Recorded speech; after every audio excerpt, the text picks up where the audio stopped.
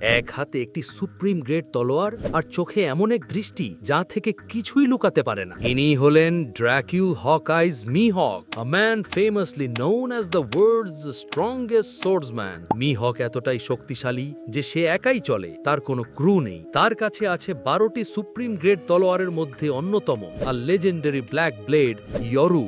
East ব্লুতে সে শুধুমাত্র সময় কাটানোর জন্য ডন ক্রিগের পুরো নৌবহর একাই ধ্বংস করে দিয়েছিল এবং রোরোনোয়া জোরোকে একটি ছোট ছুরি দিয়ে খুব সহজে হারিয়ে দেয়। এই ঘটনাটি জোরোকে তার আসল শক্তি এবং গ্র্যান্ড লাইনের বিশালতা সম্পর্কে ধারণা দেয়। তার শক্তি কতটা ভয়ঙ্কর তা বোঝা যায় যখন ইয়ঙ্কো শ্যাংক্সের সাথে তার অতীতের লড়াইয়ের কথা বলা হয়, যা পুরো গ্র্যান্ড লাইনকে কাঁপিয়ে দিত।